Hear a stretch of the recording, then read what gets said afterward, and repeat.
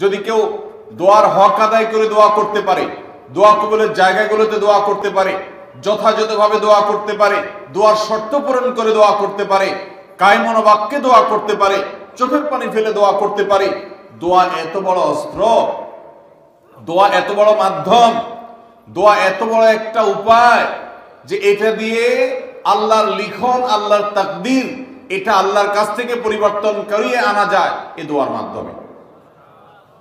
অথচ এই দোয়াও আমরা বেশি মানুষ করতে পারি না।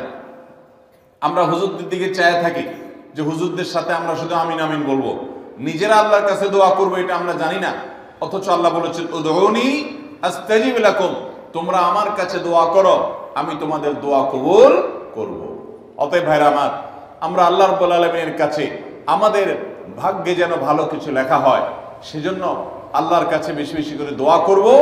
এবং আমাদের তাকদীরে যদি কোনো ক্ষতিকর কিছু থাকে তো সেটা যেন আমাদের ক্ষতি না করে আল্লাহ রাব্বুল আলামিন যেন আমাদের প্রতি রহম করেন, এই মর্মে আমরা যদি দোয়া করি তো দোয়ার মাধ্যমে আল্লাহ তাআলা তাকদীরও পরিবর্তন করে।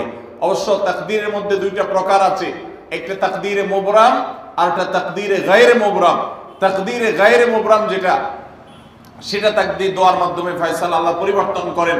মুবরাম যেটা পরিবর্তন করেন না, অর্থাৎ যেটা চূড়ান্ত করেছেন আল্লাহ তাআলা আগে থেকে, সেটা পরিবর্তন করেন না। তবে বান্দার হায়াতের ক্ষেত্রে কোন কোন হাদিস থেকে জানা যায় আল্লাহ রাব্বুল আলামিন কোন নেক আমলের ফলে দোয়ার মাধ্যমে আল্লাহ রাব্বুল আলামিন অনেক সময় সেটাতে পরিবর্তন করেন এবং সেটাতে বারাকা দান করেন।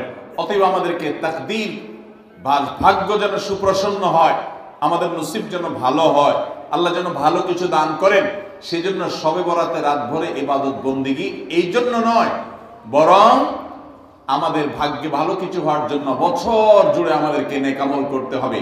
এক রাত ইবাদত বন্দেগি করলেন, সারা বছর কোন নফল নামাজ, ফরজ নামাজ, অন্যান্য ফরজ কাজ করলেন না, আর আপনি আশা করলেন যে আল্লাহ আপনার জন্য ভাগ্যে ভালো কিছু লিখে দিবে, এটা সঠিক নয়। আর ভাগ্যের নির্ধারণটা মূলত লাইলাতুল কদর, এটি বোঝা যায় সূরা দুখান থেকে, অন্যান্য সূরা থেকে। অতএব আমাদের সবাইকে আমাদের ভাগ্যে ভালো কিছু লেখার জন্য বেশি বেশি আমাদের 5 ওয়াক্ত ফরজ নামাজ সহ আল্লাহর সমস্ত ফরজ বিধানগুলো মেনে চলতে হবে, হারাম এবং গুনাহের কাজগুলো থেকে বেঁচে চলতে হবে, এবং সেই সাথে আমাদের সবাইকে বেশি বেশি করে, বিশেষ করে নেককারদের কাতারে শামিল হতে হবে। আমি যত বেশি নেককার হতে পারবো, ওই যে নামাজে আত্মীয়তার মধ্যে নেককারদের দোয়া পাবো, আমার প্রতি শান্তি আল্লাহর এমনি বর্ষিত হবে। এবং দ্বিতীয় আমল হলো বেশি বেশি করে আত্মীয় স্বজন, রক্ত সম্পর্কীয় যারা, তাদের সাথে বিশেষভাবে সুসম্পর্ক বজায় রাখতে হবে। সম্পর্ক নষ্ট করা যাবে না, সম্পর্ক ছিন্ন করা যাবে না।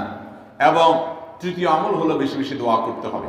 এই তিনও আমল যখন আমরা একযোগে চালাবো, একদিক থেকে সাধারণ সব নেক আমল করব, বিশেষভাবে আমি আত্মীয় স্বজনের সাথে সুসম্পর্ক বজায় রাখার চেষ্টা করব, এবং আল্লাহর কাছে দোয়ার আমলটা বেশি বেশি করব, বরকত নাজিল হওয়ার মতো কাজগুলো বেশি বেশি করব, ইনশাআল্লাহ আল্লাহ রাব্বুল আলামিন আমার নসিবে ভালো কিছু দিবেন এবং মন্দ কিছু থেকে আমাকে বাঁচাবেন।